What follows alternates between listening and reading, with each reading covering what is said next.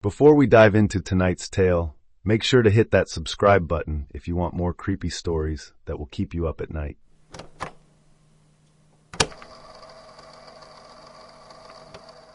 Imagine New York City, hustle and bustle, horns blaring, the whole chaotic mess of rush hour, and then bam, everything goes black. Not just a flicker, but a full-on blackout, the kind that makes your stomach drop because you know something's off. Down in the subway, one of those packed trains screeches to a halt, metal grinding against metal so loud it's like nails on a chalkboard. People are crammed in there, shoulder to shoulder, the air thick with that stale, sweaty smell you only get underground. The lights cut out, and for a second, it's just darkness and the sound of everyone breathing too fast. Samir Patel's in the middle of it all, this 33-year-old paramedic who's seen way too much for one lifetime. He's got these tired eyes, bags under them like he hasn't slept in days, but his hands, steady as hell. He's kneeling on the grimy floor, hunched over this guy who's been stabbed, some poor soul who picked the wrong train to bleed out on. Blood's pooling under the dude's arm, dark and sticky, soaking into the grimy metal floor. Samir's got his jacket off, wadding it up, pressing it hard against the wound. "Hang on, man. Just hang on," he says, his voice low but firm, like he's talking the guy into staying alive. He's fumbling with his med kit, fingers brushing over bandages and gauze, the plastic crinkling as he pulls stuff out. The guy's fading fast, his breath's coming in these shallow little gasps, and Samir's muttering to himself, come on, like he's mad at the universe for throwing this at him. A few feet away, Tanya Brooks is spinning. Yes, spinning, like it's just another day.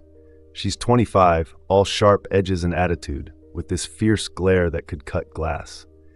She's a subway dancer, one of those performers who turn the trains into their stage, and she's got her little sister Jade right there with her. Jade's 11, quiet as a shadow, but her eyes, man, they're sharp, darting around, catching every little detail, the flicker of a stranger's phone screen, the twitch of someone's hand. They're moving together, Tanya's sneakers squeaking on the floor as she twirls, Jade mirroring her steps. A little less flashy, but just as precise. Their jars sitting there on the ground, coins rattling inside every time someone tosses in a quarter or a dime. Tanya's laughing, this short, barking sound, calling out, "Keep it coming, y'all, we're worth it," half joking, half daring the crowd to prove her wrong. Then there's Father Daniel, tucked into a corner seat, this 50-year-old priest who looks like he's carrying the weight of the world. His rosary's worn smooth, beads clicking softly as he rolls them between his fingers. He's praying under his breath, lips barely moving, his voice all gravelly and heavy, like every word's a struggle. "Lord, watch over us," he's saying, over and over, but there's this edge to it, like he's not sure anyone's listening. His coat's frayed at the cuffs, and he's got one hand resting on the Bible in his lap, the leather cover scuffed and faded.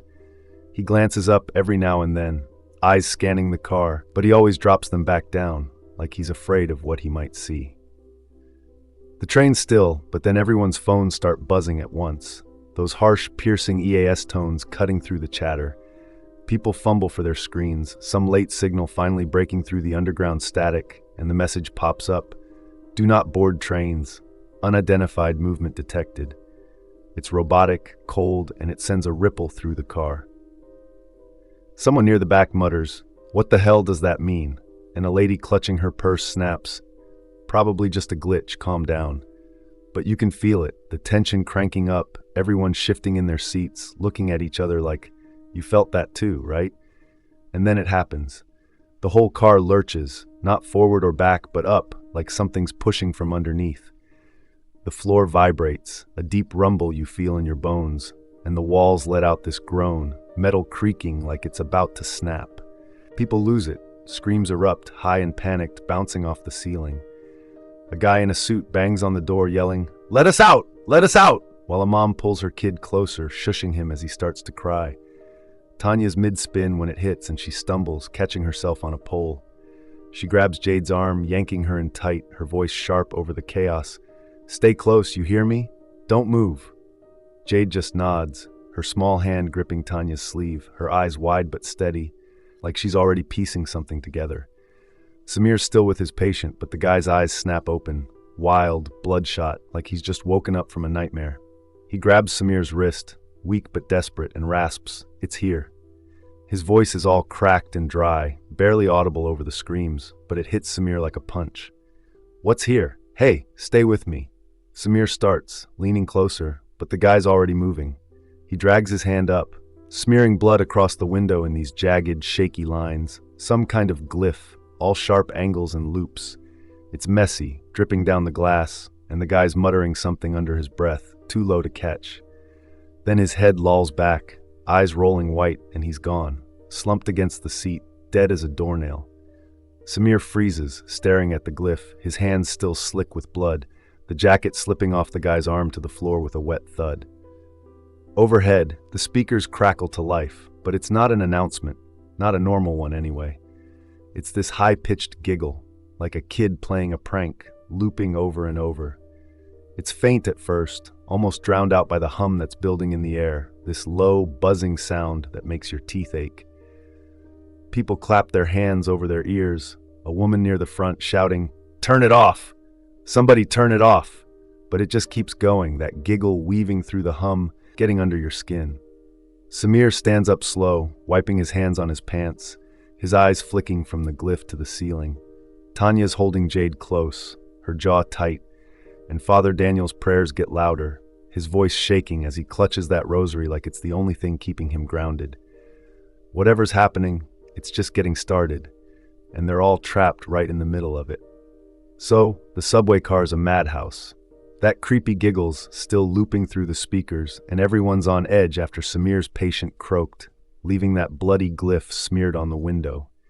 People are shoving, yelling, trying to make sense of the EAS alert and that shudder that lifted the train like it was stretching awake. Then, out of nowhere, the seats start moving. Not just shifting, but sprouting these jagged metallic teeth like something out of a junkyard nightmare. They're snapping, clacking, scraping against the floor, and one of them lunges right for Jade's ankle. She's still pressed against Tanya, her sneakers scuffing the tiles, when those teeth catch the edge of her shoelace, yanking it loose with a sharp snap. Tanya's on it in a heartbeat. She grabs Jade under the arms, hauling her back so fast the kid's feet barely touch the ground. "Get off her!" she yells, and swings her leg hard, slamming her boot into the seat. The thing lets out this high-pitched shriek, honest to God, like it felt that kick, metal grinding as it recoils. Tanya's breathing heavy, chest heaving, her hands still clamped around Jade's shoulders. "You okay? Huh? Talk to me!" she snaps, her voice all rough edges, but Jade just nods, brushing her hair out of her face, calm as anything. "I'm fine," she says, soft but steady, her sharp eyes flicking to the seat like she's studying it. Samir's had enough of this circus. He's still crouched by the dead guy, blood drying on his hands, when he spots the fire extinguisher bolted to the wall. "We're getting out of here," he says, more to himself than anyone else, and stands up, shaking out his stiff legs. He grabs the extinguisher, the metal cold and heavy in his grip, and swings it at the nearest window. Crack, the glass spiderwebs on the first hit. Crash, it shatters on the second, shards tinkling to the floor like broken ice. He kicks out the jagged edges with his boot, the soles crunching glass, and waves at Tanya and Jade. "Come on, move it," he shouts, his voice cutting through the panic. Tanya grabs Jade's hand, pulling her toward the hole, while Samir helps a couple other passengers scramble out, some lady in heels who keeps muttering, oh God," and a guy with a backpack who nearly trips over his own feet. Father Daniel's slower, though. He's still in his seat, that rosary clicking between his fingers, his prayers coming faster now. "Deliver us from evil, Lord, please." But there's this tremble in his voice, like he's half expecting the words to bounce back unanswered. Samir turns, exasperated. "Father, let's go," he calls, and the priest finally stumbles to his feet, clutching his Bible like a shield. He shuffles over, coat flapping, muttering, I'm coming," as he climbs through the window, his boots slipping a little on the frame. The group spills out into the tunnel, the air hitting them cold and damp, smelling like rust and old concrete. Behind them, the train's still groaning, those seats snapping at nothing, and Father Daniel's prayers echo off the curved walls. Only now, it's like the tunnel's throwing them back, twisting his words into a faint, mocking whisper. They're barely a few steps in when this sound starts up. Distant screeches, sharp and metallic like trains prowling out there in the dark. It's not just one, it's a chorus, bouncing around the tunnels, making it impossible to tell how close they are. Samir's leading the way, his flashlight beam bouncing off the tracks, catching glints of steel and puddles of oily water. "Keep moving," he says, glancing back at the group, his breath fogging in the chilly air. Jade's walking beside Tanya, her head tilted like she's listening to something no one else can hear. She stops suddenly, pointing at the wall with this little finger, where graffiti's shifting, swirling almost, the spray paint curling into new shapes. "They're singing," she whispers, her voice so calm it's spooky, like she's talking about the weather. Tanya frowns, squinting at the wall. "What are you on about, kid?" she asks, but Jade just keeps staring, humming this faint little tune under her breath. They don't get far before trouble finds them again. Tanya's brushing past a rusted rail when it catches her arm. Just a quick slash, but it's deep enough to sting. She hisses, clapping a hand over it, blood seeping through her fingers. "Damn it," she mutters, shaking her head like she's mad at herself for not seeing it coming. Samir's there fast, dropping to one knee, pulling a roll of gauze from his pocket. "Let me see," he says, gentle but firm, peeling her hand away. He works quick, wrapping the cut, his fingers brushing hers as he ties it off. She flinches, then smirks a little, looking at him sideways. "Thanks, Doc," she says, her tone dry but grateful. He nods, wiping his hands on his jeans. "Don't mention it. Just don't bleed out on me, all right?" There's a flicker of a smile there, but it fades when those screeches get louder, closer. Out of the gloom, this train glides up, silent as a ghost, no rumble, no clatter, just smooth and eerie. Its headlights flicker, dimming slow, then brightening, like eyes blinking at them. The group freezes, Samir's flashlight catching the grimy front of it, the paint chipped and peeling. It rolls closer, then, just as quick, reverses, sliding back into the dark like it's playing with them. "What the hell was that?" Tanya says, her voice low, gripping Jade's shoulder.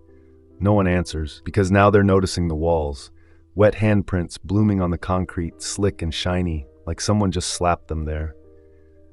Samir reaches out, curious, but the second his fingers graze one, it vanishes, leaving nothing but dry stone. "That's not right," he mutters, stepping back, his boots scuffing the gravel. The air's getting thick now, heavy with this burnt copper smell, like old pennies left out in the rain. It's in their noses, their throats, making Father Daniel cough as he squints at more glyphs scratched into the walls. He's trembling, his flashlight shaking in his hand as he traces the lines. "Sacrifice," he says, his voice barely above a whisper. "It's old, too old." He turns to Samir, eyes wide behind his glasses. "This isn't just some breakdown. This is something ancient, something." He cuts off, swallowing hard, like he can't bring himself to finish.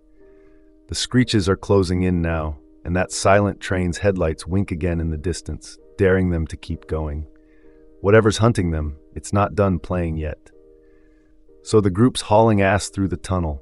The air's thick with that burnt copper stench, and those screeches, man, they're getting closer, clawing at their ears like a pack of metal wolves circling in the dark. Samir's up front, flashlight swinging, his boots crunching gravel with every step. He's got Tanya and Jade right behind him, Tanya's arm still trickling blood through that gauze, her jaw clenched tight. Father Daniel's bringing up the rear, his breath's ragged, that rosary swinging wild as he stumbles over the uneven tracks. The walls are pressing in, wet and slimy, and those handprints keep popping up, only to vanish when anyone gets too close. It's like the subway's screwing with them, and they all feel it. They stumble into this wider stretch of tunnel. Less cramped, sure, but it's no relief. The ceiling's higher here, dripping water that plinks into shallow puddles, and the echoes stretch out, making every sound bounce back twice as loud. Those screeches are right on their heels now, sharp and hungry, and Samir spins around, shining his light back the way they came. "We gotta keep moving," he says, voice tight, wiping sweat off his forehead with his sleeve. But Jade, she stops dead, her sneakers scuffing to a halt. She's staring at the wall again, at one of those glyphs, its jagged lines glowing faint under the grime. She reaches out, slow, her small fingers tracing the shape, and starts humming, this soft, eerie melody that cuts through the noise like a knife. The air shifts, gets still, heavy, like the tunnel's holding its breath. Tanya's on her in a second. "Jade, what are you doing? We don't have time for this," she snaps, grabbing her sister's shoulder. But Jade doesn't flinch, just keeps humming, her eyes locked on the glyph. "It's talking," she says, quiet as a whisper, and Tanya freezes, her hand hovering like she's not sure whether to yank her away or let her keep going. Father Daniel shuffles up, his flashlight beam jittering across the wall. He's panting, sweat beading on his bald spot, and when he sees what Jade's doing, he lets out this shaky gasp. "It's a ritual," he says, voice cracking like dry wood. "The subway, it's alive, demanding blood." He's clutching his Bible so hard his knuckles are white, and you can see it in his eyes. His faith's fraying, unraveling like an old sweater. "This isn't God's work," he mutters, more to himself. "It's something else." Before anyone can process that, this roar cuts through, a train barreling out of the dark, headlights glaring like a predator sizing up its next meal. The sound's deafening, metal grinding on metal, shaking the ground under their feet. Dust sifts down from the ceiling, and Tanya shoves Jade behind her, planting herself like a wall. "Back off!" she screams, her voice raw, fists balled like she's ready to slug the damn thing. The train slows, those lights pulsing, and Samir catches it. The glyphs on the walls, they're glowing brighter now, pulsing with Tanya's rage like they're feeding off it. He grabs Father Daniel by the arm, hard enough to make the priest wince. "Exorcism now!" he barks, his tone all business, no room for debate. "You're the holy man here, do something!" Father Daniel blinks at him, dazed, then nods quick, fumbling with his Bible. Right, okay," he stammers, flipping pages with shaky hands, the paper rustling loud in the quiet. He starts into it, his Latin choppy at first. "Exorcismus te, omnis immundus spiritus," his voice trembling, tripping over the words. Jade's still humming, that melody weaving in, and it's weird. Her tune and his prayer start syncing up, like they're two halves of the same song. The train shrieks, this piercing wail that makes your teeth hurt, and lurches back, headlights flickering like it's pissed off. Samir's holding his breath, watching, when faces flash in the windows. Pale, twisted faces of passengers, mouths open in silent screams. One of them's the stabbing victim from the car, his eyes locked on Samir for a split second before the whole thing blinks out. Gone, the train retreating into the dark. The tunnel goes quiet again, just the drip-drip of water and their ragged breathing. Tools scattered on the ground, wrenches, a hammer, some bolts. They twitch, clattering like chattering teeth for a moment before falling still. Tanya slumps against the wall, pulling Jade into her arms, her hands shaking as she smooths her sister's hair. "You're okay, kid. You're okay," she says, voice breaking a little, like she's convincing herself too. Jade presses her face into Tanya's shoulder, then pulls back, her sharp eyes glinting in the dim light. "It's mad now," she whispers, "and it's not a question, just a fact, cold and certain." Samir's pacing a few steps, running a hand through his hair, his flashlight beam cutting wild arcs across the tunnel. "What the hell are we dealing with?" he mutters, kicking a loose rock that skitters into the shadows. Father Daniel's still clutching his Bible, staring at where the train vanished, his lips moving silent now, like he's too rattled to keep praying out loud. So the group's still reeling from that last run-in. Samir's pacing, flashlight cutting through the gloom, while Tanya's got Jade tucked close, her arm wrapped tight around her sister's shoulders. Father Daniel's trailing behind, his Bible clutched like a lifeline, his prayers barely a whisper now. The tunnel's starting to feel endless, all damp concrete and echoes, but then it opens up. They stumble onto this derelict platform, a forgotten slab of the subway that looks like it hasn't seen a soul in decades. The tiles are cracked, moss creeping up the edges, and the air's buzzing with this low electric hum, like static you can feel in your teeth. Overhead, a busted fluorescent flickers, throwing jagged shadows across the ground, and there's this faint drip, drip, drip from a leaking pipe somewhere, steady as a heartbeat. They're barely catching their breath when this train comes roaring in, not gliding like before, but charging, full-on barreling down the tracks with a growl that shakes the platform. The sound's deafening, a deep rumble mixed with screeching steel, and it kicks up a gust of stale air that smells like oil and rot. Samir's flashlight catches the front of it, and Jesus, there's Marcus, that guy from the stabbing back in the car. Except he's not just riding it, He's fused to it. His body mangled, arms and legs twisted into the metal like he's part of the damn thing. His face is slack, eyes glassy, but his mouth moves, crooning slow and soft. "Join us. It's warm here." His voice is all wrong, too smooth, too inviting, cutting through the noise like a lullaby. Tanya freezes, her boots rooted to the platform, one hand still gripping Jade. Her breath catches, and you can see it. Her eyes wide, her tough girl mask cracking for a second. Jade's trembling behind her, pressed so close her fingers dig into Tanya's jacket, her little frame shaking like a leaf. "Tanya?" she whispers, voice small, but Tanya doesn't answer, just stares at Marcus, her lips parted like she's caught between running and screaming. Samir snaps out of it first, stepping forward, his flashlight beam jittering across the train. "It's a trick!" he shouts, loud enough to snap them out of it, his voice rough with urgency. Don't listen to him. He's not real anymore. He's waving his free hand, trying to pull their focus, his sneakers scuffing the tiles as he shifts his weight. But Father Daniel, he's not hearing it. He's standing there, a few steps ahead, his Bible slipping in his sweaty grip. "Forgiveness," he mutters, eyes locked on Marcus, like he's seeing something the rest of them can't. His voice is soft, almost dreamy, and he takes a step forward, then another. "Father, no," Samir yells, lunging to grab him, but he's too late. The train lurches, a quick jolt, and the edge of it snags Father Daniel's coat, the fabric catching on a jagged piece of metal. It yanks him off his feet, hard and fast, pulling him aboard with a sickening thud. His rosary flies loose, beads scattering across the platform, clattering like dice on the tiles, and he's gone, just swallowed up into the dark of the train as it rolls forward, Marcus still crooning that damn song. Tanya snaps back, shoving Jade behind her even tighter, her voice breaking as she yells, "What the hell was that?" Samir's crouched now, picking up one of the rosary beads, rolling it between his fingers like he's trying to make sense of it. "He walked right into it," he says, low and stunned, his breath fogging in the cold. Overhead, this rusted clock on the wall, half its face smashed, starts spinning backward, the hands jerking past numbers that don't even make sense, landing on 666. It's not a time, it's a statement, and it sends a chill down their spines. Then the busted speaker crackles, spitting out that EAS voice again, all distorted and hissing. "Surrender." The line is almost complete.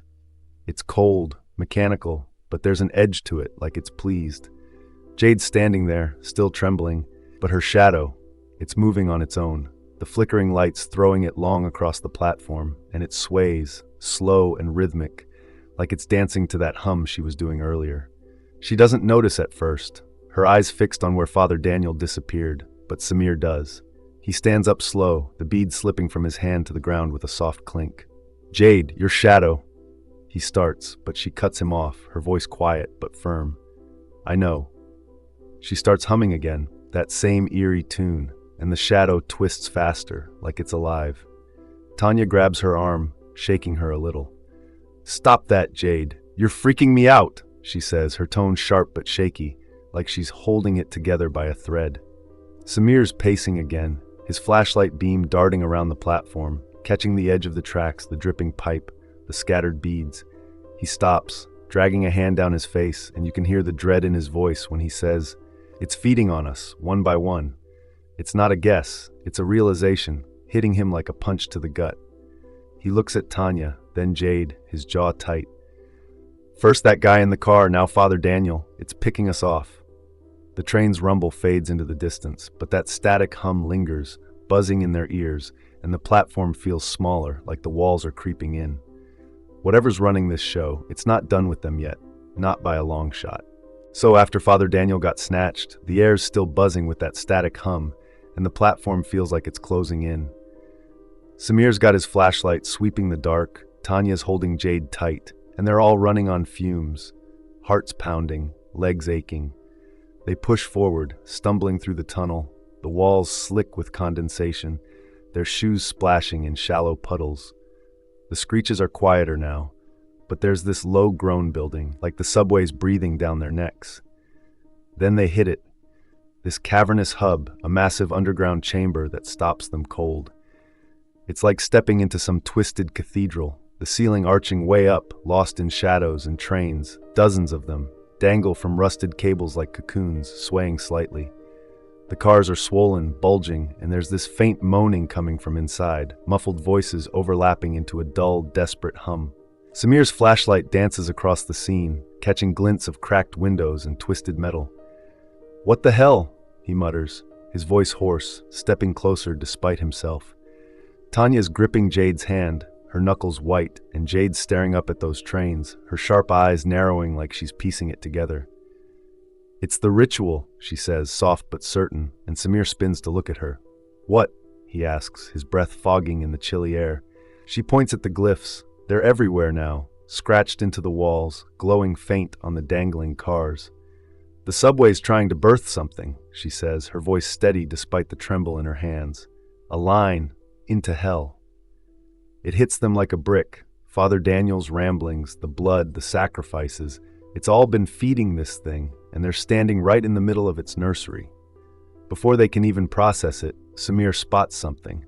A loose rail switch, half buried under rubble near the tracks, its lever rusted but movable. "We derail it," he yells, darting over, his boots kicking up dust as he drops to his knees. He grabs the lever, testing it. It's stiff, creaking under his hands, but it budges. Tanya's right behind him, dragging Jade along, her voice sharp. "What's the plan, Doc?" she asks, wiping sweat off her brow with her sleeve. "We knock that bastard off the tracks," he says, grunting as he yanks at the switch. "Get Jade up there, somewhere safe." He nods at a ledge above the tracks, a narrow shelf of concrete just out of reach. Tanya hesitates, then nods, crouching down to Jade. "Up you go, kid," she says, her voice breaking a little as she boosts her sister. "You're enough, all right? You're enough." Jade scrambles up, her sneakers scraping the wall, and perches there, looking down with those wide, unblinking eyes. Then they hear it. That roar again, the Marcus train charging back, headlights blazing like twin suns. It's fast, too fast, the glyphs on its sides flaring bright, pulsing red like a heartbeat. Marcus is still plastered to the front, his mangled face grinning now, that croon rising over the rumble. "Join us." Samir and Tanya grab the switch together, her hands over his, and pull hard. The lever groans, metal screeching as it shifts, and the tracks clank into place just as the train hits.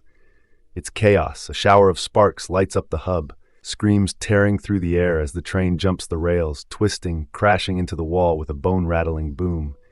Metal crumples, glass shatters, and those moans from the other cars spike into wails before cutting off sharp. One car breaks loose, though. It rolls free, wobbling on its wheels, and trundles into a side tunnel marked Line 0 in faded paint. It vanishes with a hiss, like air leaking from a punctured tire, and the hub goes quiet, just the crackle of settling debris and their heavy breathing. Samir's still gripping the lever, knuckles bruised, while Tanya is leaning on the wall, panting, her arm slung protectively toward Jade. Then this warm liquid starts dripping from the ceiling, slow at first, then steady, plinking onto their skin. It stings sharp and hot like acid rain, and Tanya swipes at her cheek, hissing, "What is this crap?" Samir shakes it off his hand, grimacing, and that's when the laughter starts, faint, echoing from the dangling trains, a chorus of giggles that makes your skin crawl. The EAS cuts in, crackling through a busted speaker overhead. "Service resuming. Thank you for your patience." It's calm, polite, like nothing happened, and it sends a shiver through them. Samir's shaking his head, muttering, "No way, no damn way," as he kicks a piece of rubble across the tracks. Tanya climbs up to Jade, pulling her down into a hug, her hands trembling as she brushes dirt off her sister's face. "We're done, right? Tell me we're done," she says, looking at Samir, but he doesn't answer, just stares at the tunnel where that car disappeared. Jade pulls back, her small frame still, and whispers, "It's not over." Her eyes catch the light, and there's something there. Faint glyphs glowing in her irises, flickering like embers. Above them, sirens start wailing, distant but getting louder, cutting through the hum that's still lingering in the air. Thanks for watching. Don't forget to subscribe for more creepy stories. Stay safe, and see you in the next nightmare.